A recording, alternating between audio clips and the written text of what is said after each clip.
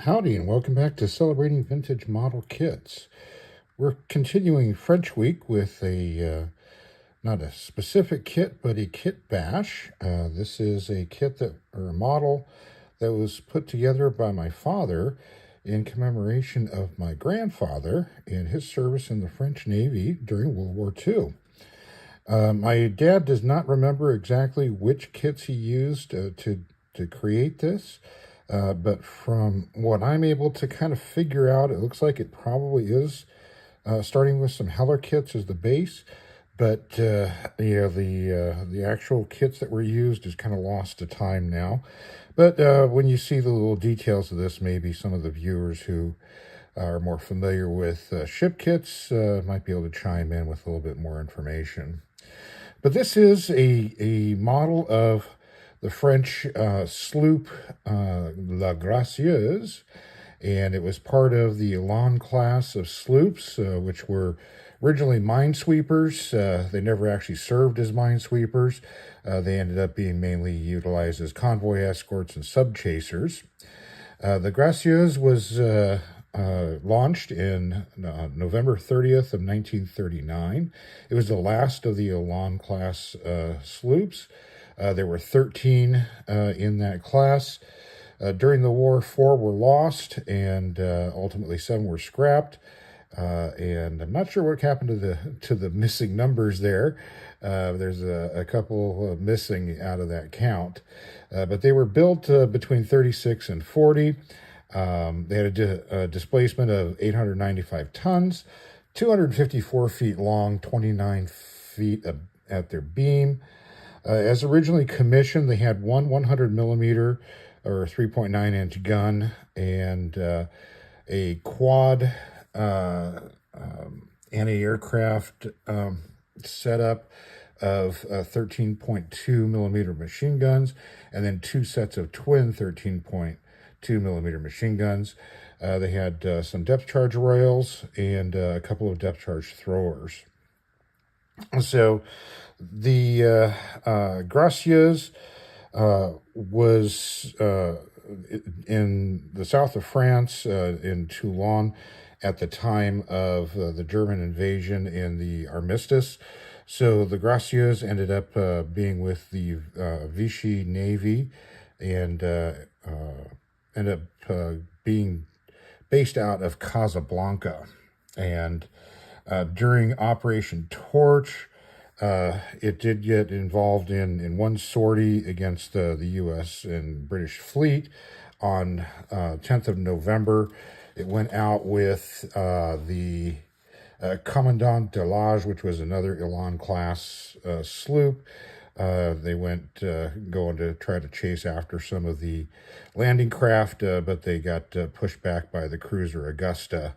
And didn't end up sinking anything. It went back to Casablanca, and then after the Vichy French in North Africa switched sides and joined the Free French, then the Gracieuse was involved in some of the other Mediterranean actions. In 1944, there was a refit in Bermuda, and they swapped out the weapons and added some better electronics. So you got a 40 millimeter Bofors in the forward section, twin 90 millimeter guns aft, and then a few 20 millimeter Oerlikons were added for AA defense. After the war, it spent about 10 years in Indochina, dealing with the French challenges they were having in that area of the world, and finally returned back to France in 1957, and then ended up being broken up for scrap in 1958. So my grandfather's involvement in all of this was, my grandfather was born on February 14th, Valentine's Day in 1923, and when the Germans came marching into France, he was 17 years old, or 17 years old. So after a while, he decided that he wanted to get away from the situation, and he'd always wanted to join the Navy. So he was living in the occupied portion of France at the time, and so he clandestinely snuck around, into the Vichy territory in the south of France, avoiding German patrols, sleeping in barns, going through forests and ditches and whatnot, and he eventually made his way all the way down to the south coast of France, to Toulon, and joined the French Navy there. After getting a little bit of training, he ended up being stationed in Casablanca, and did typical training, going out on some patrols and things, but a lot of it was guard duty and things at the base. And he told me about another French girl that was riding her bicycle back and forth where he was posted guard at, and he ended up striking up conversations with her, and that ended up becoming my grandmother. And so during the Allied invasion of North Africa for Operation Torch, he was on a different ship, and unfortunately, I don't know what the name of that ship was that he was on, but it ended up being sunk. And from what I can tell from the history, it looks like on the 8th November, a French 2nd Light Squadron sortied out of Casablanca at 0900. Their destroyers, the Milan, the Fougeot, and the Boulonnaise. So the squadron was strafed by fighters from the Ranger, which I remember him telling me about getting strafed. So that leads me to believe that he was on one of these ships. The ships ended up shooting at an American ship called the Ludlow and scored some hits on that. They did sink a landing craft as well, but the return fire ended up sinking the Fougeot at 10:40 hours. The Boulonnaise ended up getting sunk around noon, and the Milan had suffered damage and retreated back towards Casablanca and ended up beaching itself. So I'm guessing that my grandfather was on either the Fougeot or the Boulonnaise, as he tells the story of the ship getting sunk, and he survived by holding on to a piece of wood or some debris. Even though he was in the Navy, he was never taught how to swim, so he survived that way. After that is when he ended up being assigned to the Gracieuse, and did some patrols with them, and then ended up joining the what's called the Fusiliers Marins, which is basically the French Marines. They're the armed contingent from the Navy, and got commando training from that, and landed with Operation Dragoon in south of France. And so back to south of France, back to Toulon. And the unit itself, it was part of a reconnaissance unit that was assigned to the French armored unit, which was, I think, the 1st Division Blindé, or the 1st DB. And so was involved in some of the fighting in southern France, working its way up. And he was on a patrol doing some reconnaissance in a Jeep with a couple of other guys, and they apparently ran over a mine.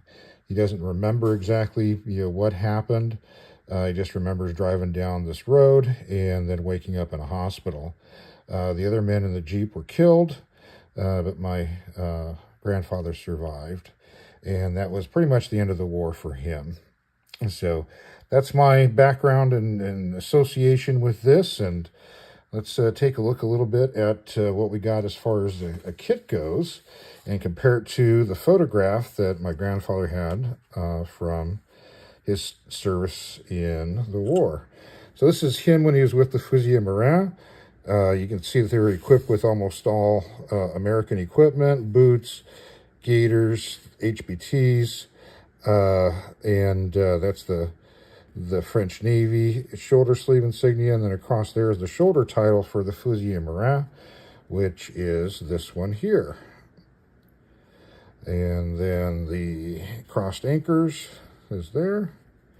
And then they retained the white shirt with the red or with the blue stripes underneath to show everyone they were still Navy guys. And you can kind of see in the background the cap that he has. If you were a jaunty sailor, you wore your sailor cap hanging way back on your head. And that was the classic blue with the red pom-pom that was on there. And this one he picked up when he had joined and kept, and so it has the Toulon name on there. And this photograph has, down here, it's really hard to read, but it is from Casablanca. And then this is the photograph of the Gracieuse, and down here it shows the dates that he was on board the ship. So from February 11th, 44 through 6/24, 44. At the time, the ship was coded as A65. And here you can see where that's the 40 millimeter Bofors for sure. And here's the 90 millimeter twin guns on the back. And then you can see the Oerlikons on these little side things here. There's some on the back, and then there's your depth charge rails down at the back. Not sure what this thing is, so maybe somebody, one of our viewers, can tell us what that is.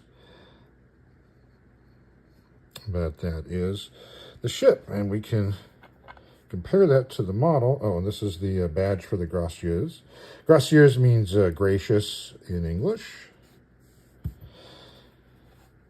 So here's the model, a little bit closer up for you here. You can turn it on its side so you can see kind of how well my dad kind of matched it up through the kit bashing. I think he did a pretty good job. So you got the 40 millimeter Bofors at the nose, some sort of a round thing up on top. You get that kind of coil thing in front of the bridge. Single stack. And then there's the twin 90s. You got your Oerlikons on the side. And then your depth charge rails. And that actually was what my grandfather was assigned to, as his duty on the ship was the depth charges. And so he would have to, when they call out, what depth they wanted them, there was some sort of a dial on it that he had to turn the dial to set the depth on it as to when it would explode. So there you have the ship. See this side here. Oops.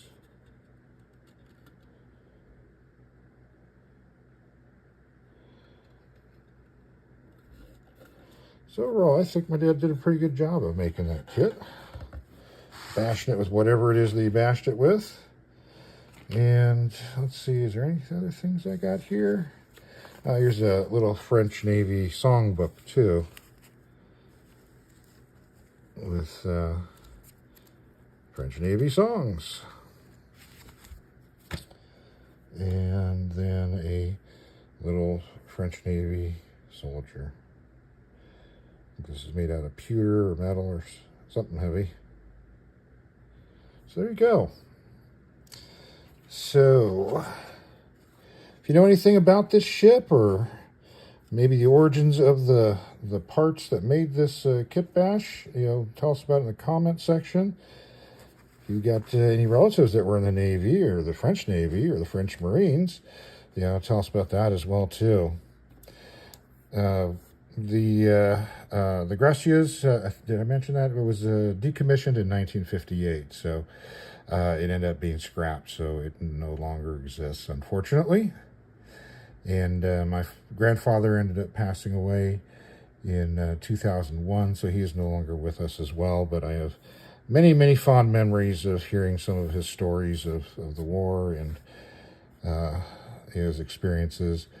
in France, and then coming to America. So thought I'd do a little tribute for him as well too. So that's all for today. Keep watching for some more French Week. We still got a couple more days of stuff. And I know there's been a lot of requests for specific kids, like, oh, you got mail, do more Heller, do more Heller, do more Matchbox, do this, do this. I've got a lot of kits. I've got a lot of French kits as well. So I'm trying to mix it up a little bit so that way, it's not just all, I could do, 2 weeks worth of just nothing but Heller French aircraft or French vehicles.